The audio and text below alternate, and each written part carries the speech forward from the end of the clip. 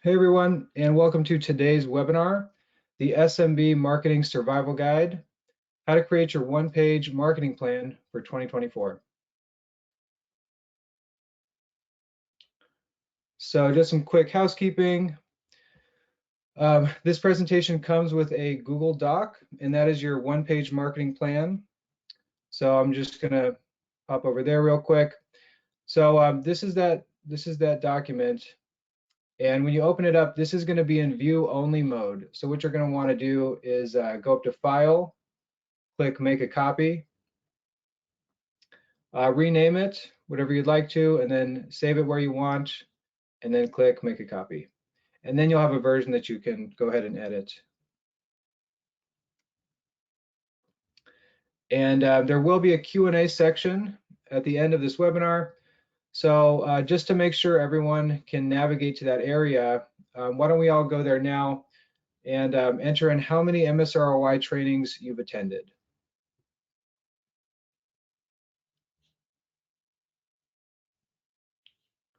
So I'm going to look for some answers real quick.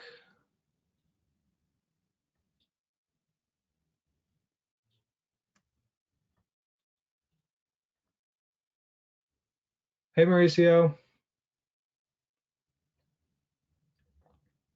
Okay, great. I see some answers rolling in. Perfect.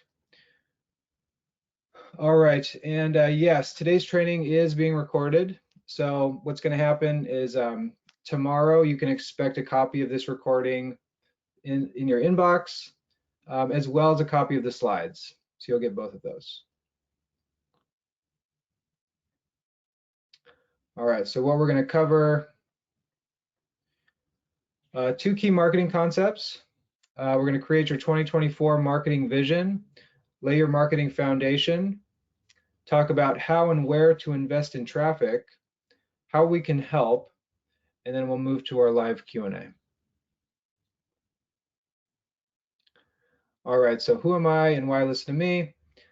So my name is Riley McLaughlin, and I'm one of the Google Ads analysts here at Main Street ROI. I've managed over $50,000 a month in ad spend for both lead gen and e-commerce businesses.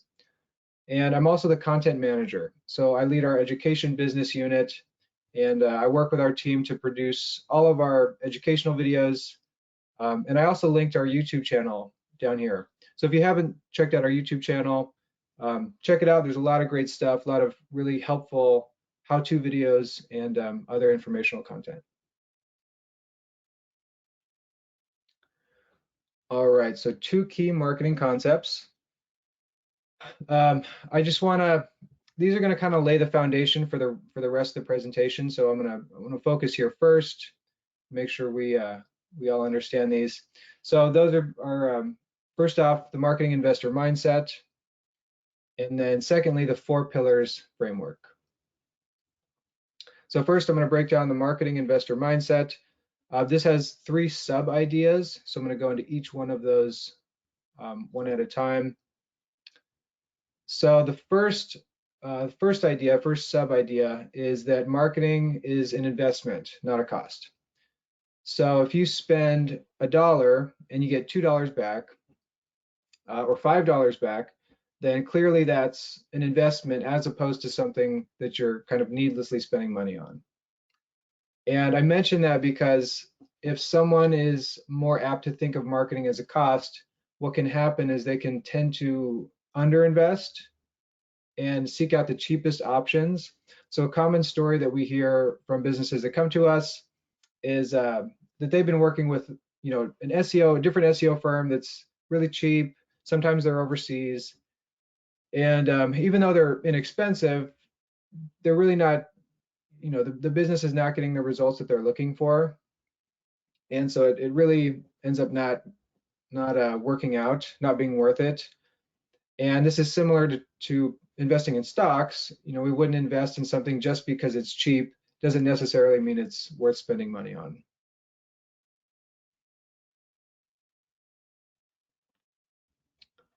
All right, and the second idea is to diversify.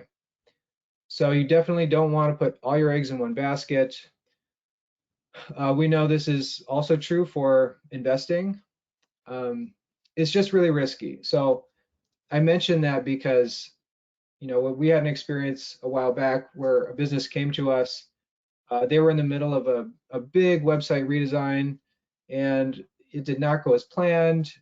New URLs were set up, redirects were not put in place, and SEO was their biggest source of traffic and sales.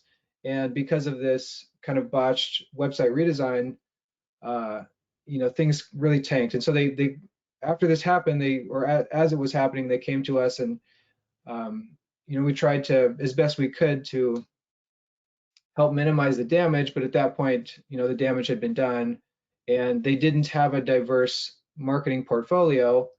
So, they were just overly reliant on SEO traffic. So unfortunately, it had a pretty dramatic effect on their business.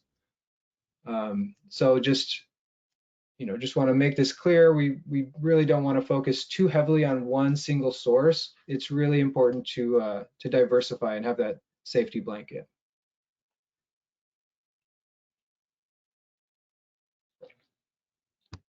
Okay. And then the last sub idea is to reallocate. So, we want to double down on what our winners are, cut our losses. If something's working for our business, we want to do more of that thing. And if it's not working, we want to do less of that thing. And this is something that can happen between channels. So in the case of ads, if we're doing Google ads and Facebook ads, if Google ads is really performing and doing well, but Facebook isn't, then obviously we want to move that budget away from Facebook and into Google. And similarly, this can happen within channels. So if we're running Google ads, and let's say we have, I guess in this case, 13 ad campaigns set up, we have an equal budget for all of them. Eventually, clear winners and losers are going to surface. And so we'll want to move budget away from what's not working and into what is working. So it's really important that we're taking the time to reevaluate where our marketing dollars are going and then reallocating them to what's actually working for our business.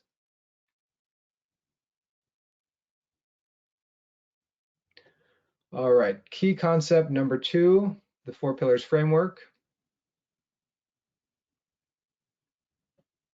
So these are the 4 pillars.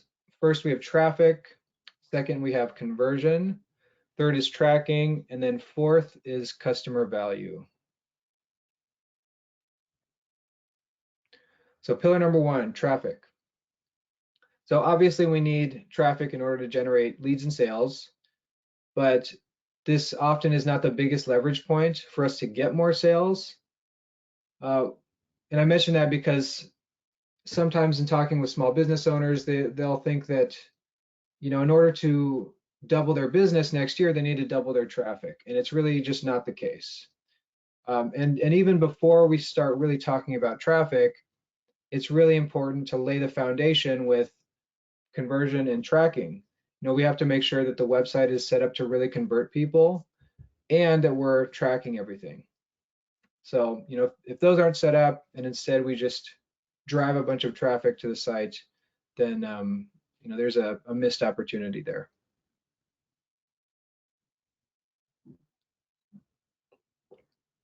Okay, pillar number 2, conversion. This is the real goal. We want to drive more leads and more sales. And so it's critical that our website is set up to convert that traffic. So for example, if phone calls are really important for your business, then making sure that that phone number is really prominent on the landing page or the website. And this may sound like a really obvious concept, but you'd be surprised how many times, the phone number, let's say phone calls are really a primary goal that a business owner wants people to complete on their site. And yet the phone number is only found at the bottom of the page in the footer. So we really want to reduce as much friction for people as possible between the action that we want them to take on our website. And if you're already generating traffic, then improving conversions is often a bigger leverage point. And you can actually 2x your sales by doubling your conversion rate without any additional investment in traffic. So if you realize that there are opportunities for improvement to improve your conversion rate, and you make those adjustments and it doubles your conversion rate, then you actually don't even need more traffic. You've doubled your sales right there.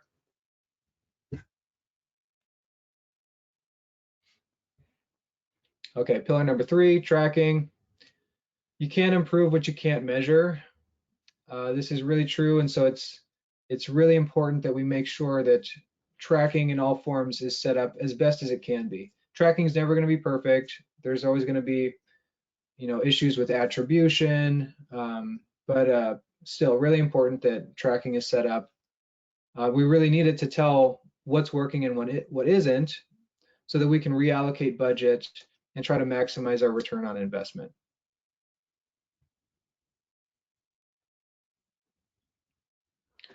And then lastly, we have the 4th pillar, customer value.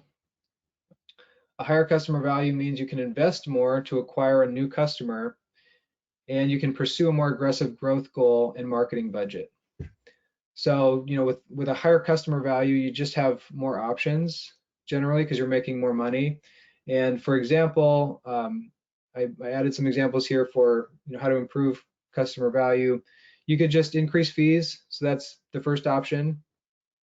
And something like 10% is probably small enough that people won't notice, or it really hopefully wouldn't affect conversion rates too drastically, as opposed to something like a 40% fee increase. But that's one option, just increasing fees. Another is upselling other products or services. So for example, if you're going in for a teeth cleaning and you go to the dentist, you're getting your teeth cleaning done, they offer you a fluoride treatment upsell. It's something that may extend or help protect your teeth, and it's not that much money, and you're already getting your teeth cleaned, so why not just go ahead and do it. Meanwhile, that business has effectively increased their customer value by offering upsells. So upsell is another opportunity. Cross-selling products or services. So in that same example, someone's going in to get their teeth cleaned, then maybe a cross-sell would be adding on teeth whitening. So maybe someone's getting their teeth cleaned. The business offers for a discount. Since you're already doing the teeth cleaning, well, we can add on teeth whitening for a little bit more, and again, increasing customer value. And typically, businesses with the highest customer value are going to dominate the market. And the reason for that is that they can spend more in their marketing. So when it comes to, for example, search campaigns, if they can afford to bid more aggressively in auctions, that may land them higher ad positions on the search results page. They can afford to diversify more widely and test different things, so that you just have more options. So a couple questions for you. How much is your typical customer worth, and how much can you afford to pay to acquire a new customer?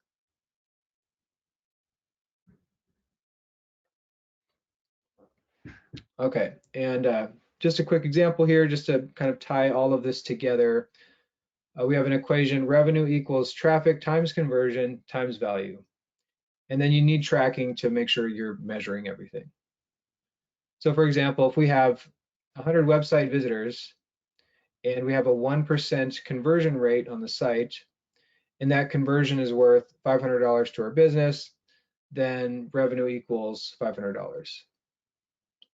And earlier I mentioned that you don't necessarily need to double your traffic in order to double your revenue.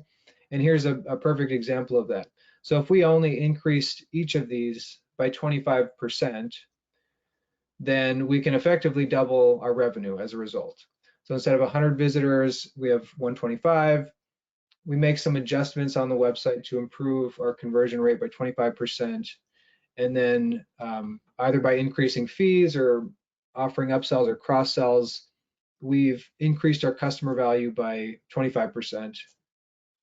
We can double our revenue that way.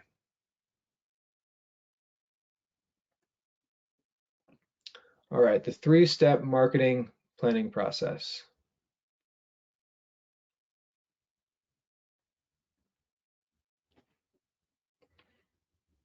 Okay, so first we're going to set your vision. Second, lay the foundation. And then third, invest in traffic. Okay, set your marketing vision. So what is your growth goal for 2024? So imagine it's December 2024, it's the end of the year, next year. What growth needs to happen in your business for you to really feel like this was a good year for us? And then based on your answer to that question, we're going to determine which growth category you fall into. So for our one-page marketing plan, there are 3 types of growth. First, we have moderate growth, which would be increasing your revenue between 10 and 20%. Aggressive growth, increasing your revenue between 20 and 40%. And then hyper growth, which would be a greater than 40% increase in revenue next year.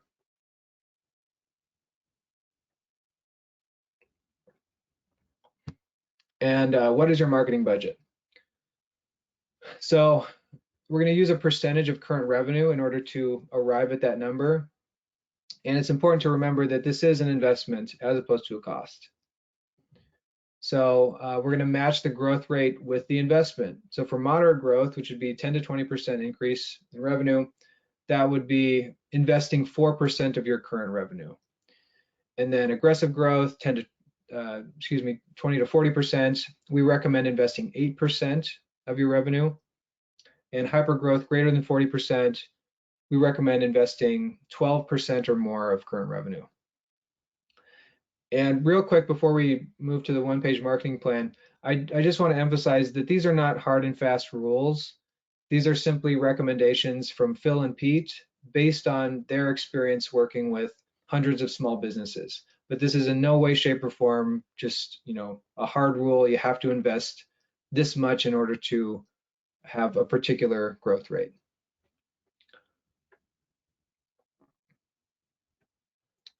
But these are our recommendations. So for this example, I just put in current revenue of $1 million for our vision and budget. Sales growth goal added aggressive, so 25%. We have an aggressive growth goal for next year. And that would make our next year's revenue goal, 25% increase. Instead of $1 million, $1.25 million.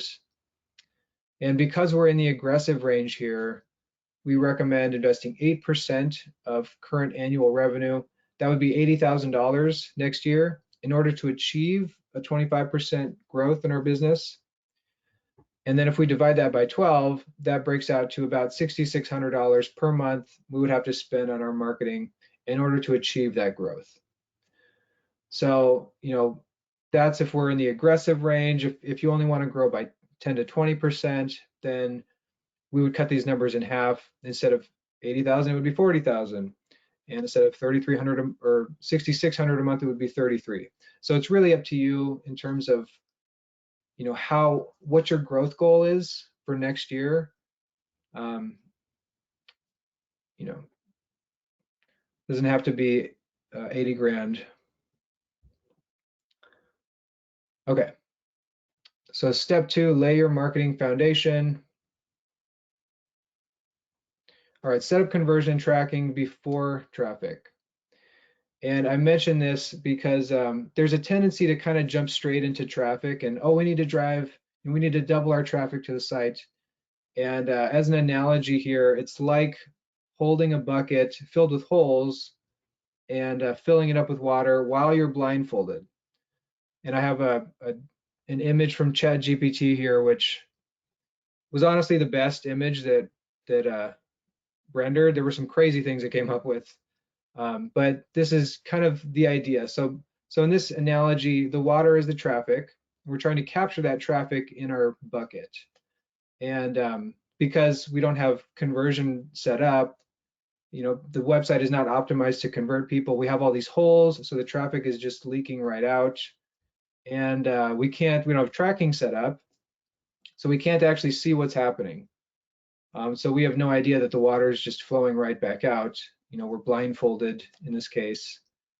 So this is why it doesn't make sense to just jump straight into traffic. We really have to focus on improving our conversion rate and setting up tracking first.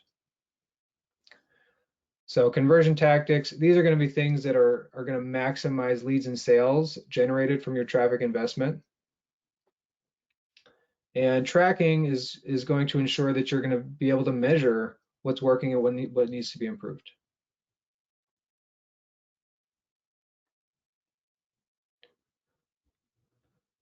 And just to kind of break this down a little bit further, so conversion funnels checklist, these are just kind of some fundamental tactics to use to improve your conversion rate. And at the top here, I have a strong call to action above the fold. So for example, a little bit earlier I mentioned phone calls being a primary action that we want people to take. And you can put that phone number in a sticky header at the top of the page. So I'm going to demo this landing page real quick just to provide some visual element. So in this case, the phone number is in the header, and this is called a sticky header, which means that it scrolls with me as I go down the page. So this is clearly a fundamental action that they want us to take, and this reduces any friction between me and that phone number because I don't have to go and find it. It's with me at every stage. Also above the fold, so as soon as the website loads, what I'm seeing would be considered above the fold. I have a form submission box. And so that's clear that this is the action that the business wants me to take. Book your free consultation. There are also buttons that redirect back to the form submission box. So in general, this is a great example of driving people towards a particular action on the page. There's not giant walls of text that I have no idea what's going on. It's explaining generally questions that I would have about the process. I can even watch a video to learn more about the process. I can compare everything, different options I have. So anyways, great example of call to action above the fold. Customer focused copy versus company focused copy. We want to agitate the problem. So it's really important, when somebody visits your site, they want to know that you understand what problem they're having. And so what we don't want to do is necessarily, with our landing page, whatever page that we're sending people to, in the case of ads, we don't want to hit people with a bunch of copy about we were founded in this year and talking about the business. Something like that would belong on maybe the About Us page. But what's really important is making sure that the customer understands we know what problem they're facing, and also emphasizing the difference between their before state, so before they would purchase your product or service, and then the after state, what can they expect? How can they expect their life to change after they do business with you? So the copy is really important. You'll want to present a unique selling proposition.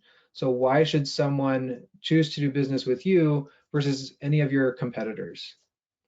So for the case of Main Street ROI, our unique selling proposition is that we make marketing services available to businesses regardless of their budget.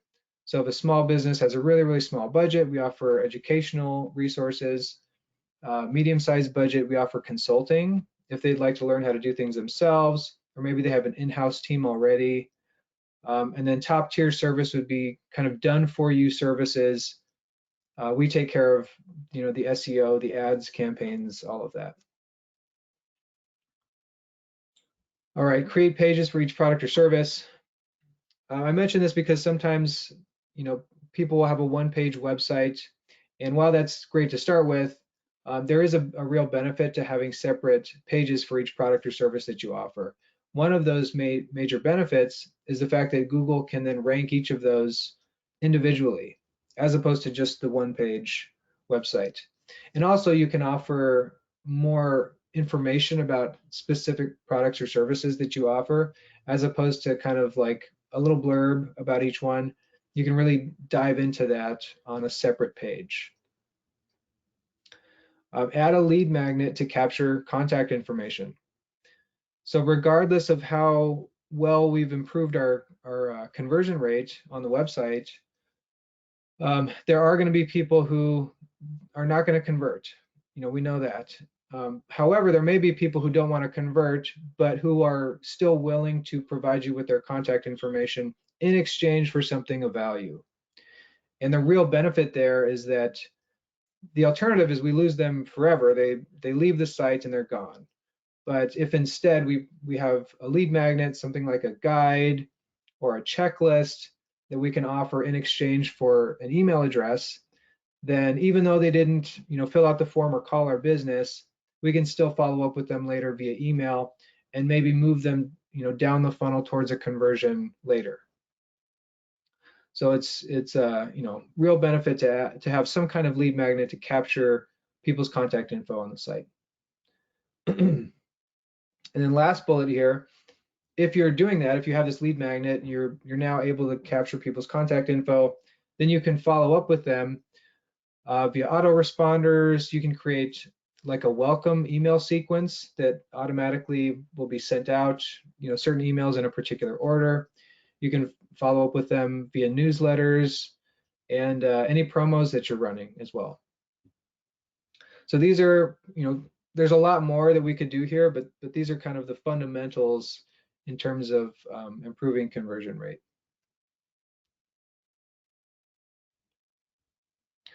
All right, and then tracking fundamentals checklist. So you'll want to set up Google Analytics for events and conversions.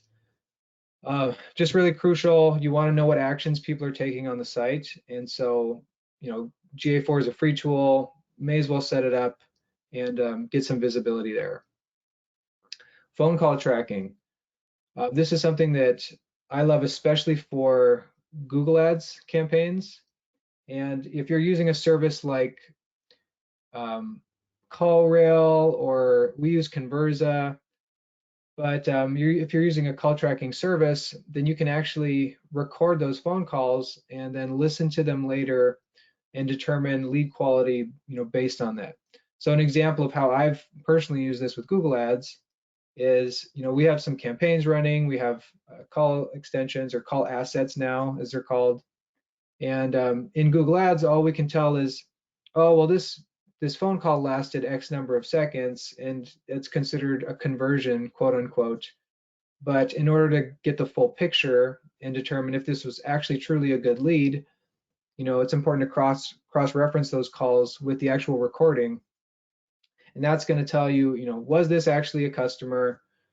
Was it like a spam call? Was it a wrong number dial? And then backtrack to the individual keywords that generated those calls. So that's a great example of how call tracking can really help increase some visibility in terms of your tracking. And then also with something called dynamic number insertion, or DNI. And with DNI, what you can do is set up a number pool to dynamically swap the numbers on your site according to the source of that traffic. So if somebody came to your site organically, then they'd see the organic phone number, tracking number. If they came to your site from a Google ad, they'd see the Google ad phone number. And that way you can get more visibility in terms of where people are coming from. All right, third bullet, set up ad network conversion code. So if you're running Google ads, Facebook ads, any ad network, really important to set up conversion tracking. Otherwise, we have no idea, which ads, which keywords, which campaigns are actually producing leads or not. And we need that information in order to optimize those accounts. Also, with Google Ads specifically, there are campaign bidding strategies that require conversion data in order to do what they're designed to do.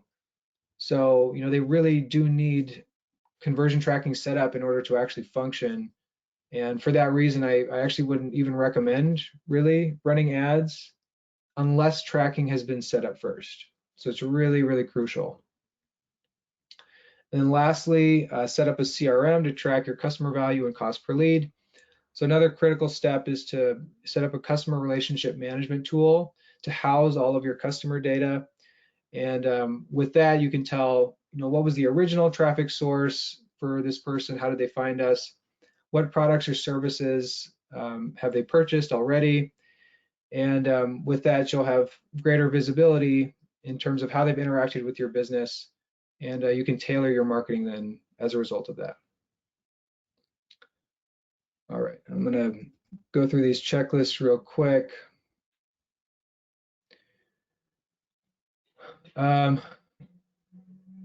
Cool. So we have a conversion checklist, call to action, customer focused copy. These are basically just the bullets that I covered.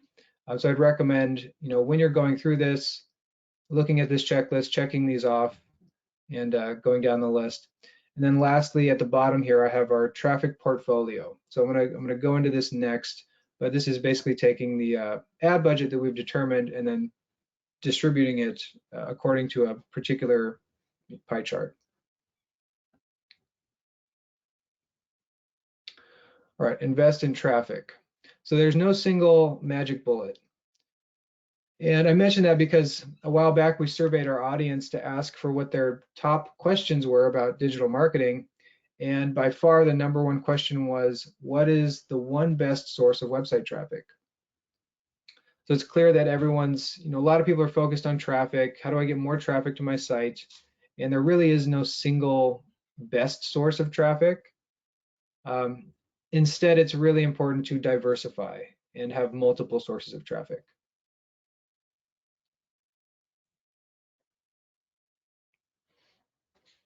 All right, and the primary traffic channels. So these are the main ones. There are others, but these are the main traffic channels, and especially the ones that we recommend starting with because we've seen the most success in the businesses that we've worked with when they focus primarily on these channels. So first we have search engine optimization. Second, ads, specifically search ads, so Google Ads, Microsoft, and social ads. Third, we have organic social media. And then fourth, email marketing. So sending out newsletters and presenting promos to people who've opted into your email list.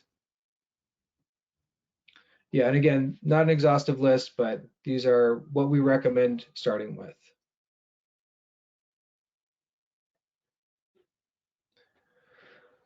Okay, so how do you allocate your budget? So first, we go through that first section of the one-page marketing plan, determine what budget aligns with your growth goal for the next year. And then second, we use a portfolio approach. So the distribution that we recommend is putting 35% of that budget towards SEO, 45% towards ads, 10% towards organic social media, and then the last 10% towards email marketing.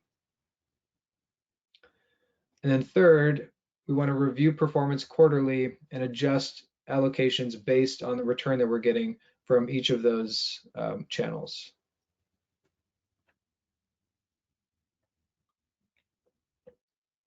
All right, 3 example budget allocations. So this is the moderate growth allocation. So in our example of, we have $1 million in revenue currently. We have a moderate growth goal, so we'd like to increase our revenue between 10 and 20% next year. That would correlate with investing 4% of our revenue to achieve that growth goal, which would come out to $40,000 next year. Divide that by 12, and we get our monthly budget of $3,333 a month. And then here we have our distribution. So $3,300 a month, 35% of that towards SEO, so that would be almost $1,200, $1,500 towards ads, and then $333 for social media and email. And just because this says ads, this doesn't have to be one ad network. For example, with $1,500, if we're talking just ad spend, then maybe you could test $1,000 into Google Ads each month, and then $500 into Facebook, something like that.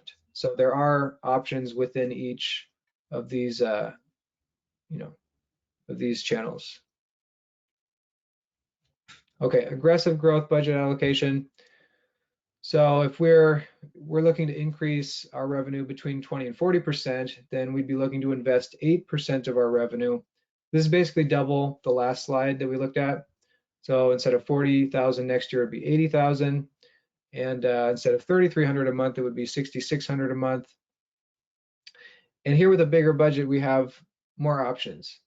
So with 2,300 for SEO, in this case, maybe we can do we can invest some of that in link building, and then another portion we can put into content generation, like generating blog posts.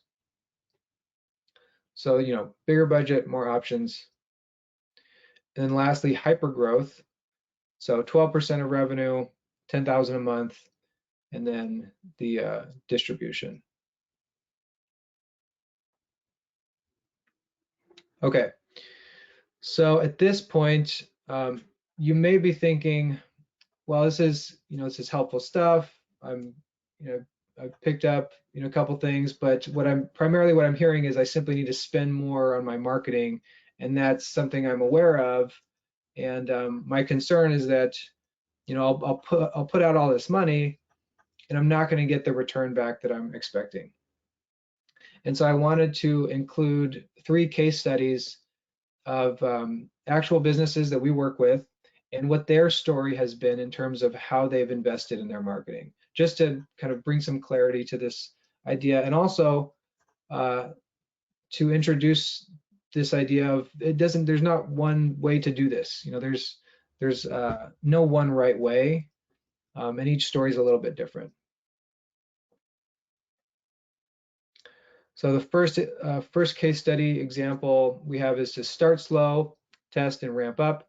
So this is for the Gifted Tree. And they started working with us, just SEO, in March of 2020. Then they let that kind of run for a few months. And in September of that year, started investing with a really low budget in Google Ads. And that was fine for a couple years. Then September 2022, so 2 years later, decided to test out Facebook ads, but found out that the return on ad spend just wasn't as high as what they were getting from Google. So they reallocated that budget away from Facebook. And then earlier this year, they quadrupled their Google Ads budget, and then they doubled their SEO budget. So in this case, the Gifted Tree did not say, okay, I'm going to invest in my marketing. I have my budget. I'm going to, from doing nothing, I'm going to go full SEO, ads, email, social media. I'm going to do all of it all at once. They said, okay, we'll start with SEO, see how it goes, and then move to Google Ads, and then slowly ramped up from there.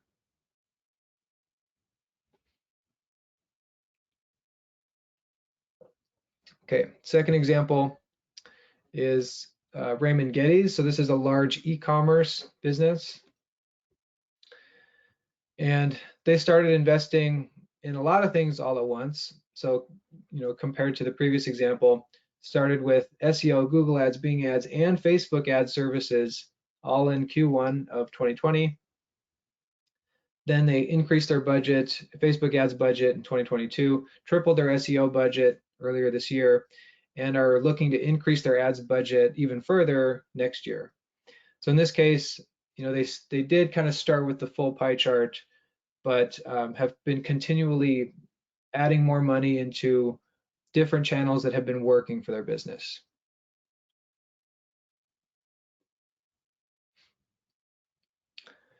And then lastly, Hartford Fence Company. And what they've been able to do is really reduce as much of their dependence on referral traffic, which is great. So they started working with us earlier this year, and we performed some SEO services for them. We did a tune-up, started Google Ads in February of 2023, and then based on the results that we were getting, decided to double that budget in April. And looking ahead to 2024, they're looking to further scale up both their SEO and ads.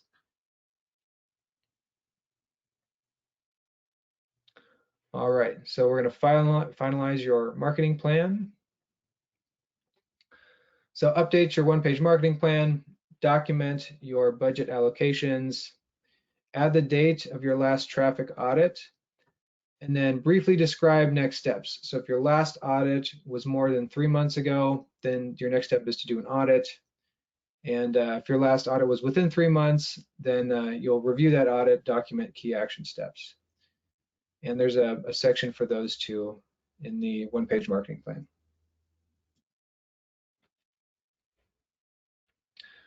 All right, so just to recap, overview of the planning process. Number 1, create your vision. 2, calculate your monthly marketing budget. Set up your conversion fundamentals, set up your tracking fundamentals, allocate your budget across the primary traffic channels. And then lastly, determine next steps for each traffic channel based on quarterly audits. All right, how we can help. So what we can do is work with you on this. So we can book a 1-hour marketing planning strategy session and work with you to create your one-page marketing plan. We'll get feedback on your plan, budget, and budget allocations, and then get answers to all of your marketing questions. And right now, these strategy sessions are $99. And I say risk-free because it's covered by our money-back guarantee. So if for whatever reason, the strategy session was nice and it was, helpful, but it really didn't meet expectations, then that's protected by our money-back guarantee. And also, if after our strategy session, we determine that it makes sense to work together, then we'll credit that $99 towards future services. So I'm going to go ahead and put this in the chat.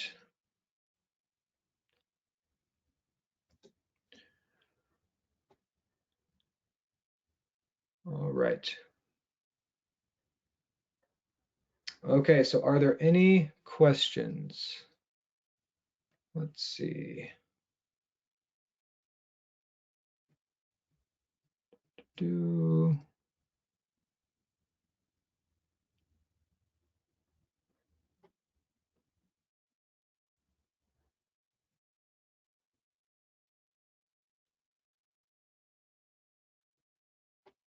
Okay. So Lana, with reference to the failed website redesign, what do you suggest are the main categories to diversify? So, in addition to SEO, definitely ads, search ads, social ads, and email and organic social, kind of the primary channels that we talked about a little later in the presentation, but those are what I would recommend.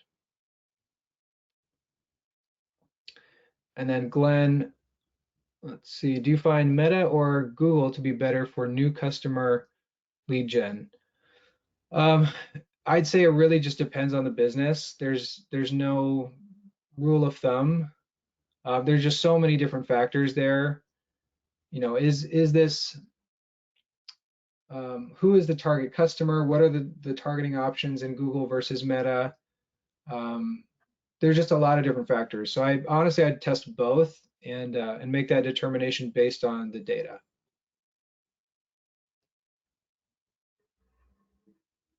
Oh, I see, Lana, the other slide answered question. Okay. Let's see.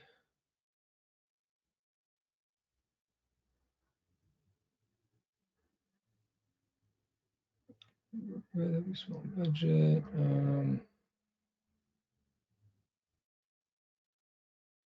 How many startups or small businesses do you work with that have a very small budget that is under 20,000 yearly?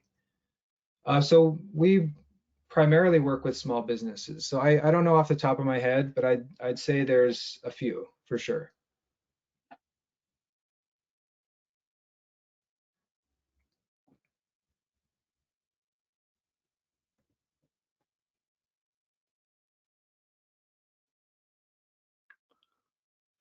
What is a good site conversion rate? Again, that is relative.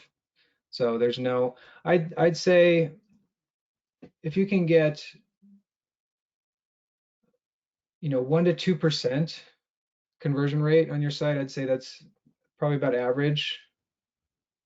So if it's less than that, then you know, I mean, even if it's not less than that, I would still take some time to really dive into what are the things that I can do to improve my conversion rate on the site.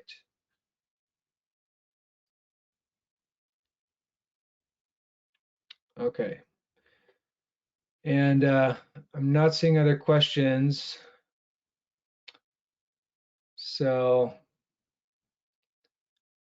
I think we're good. So I want to thank everyone for joining today. If you have any questions, please feel free to reach out to me.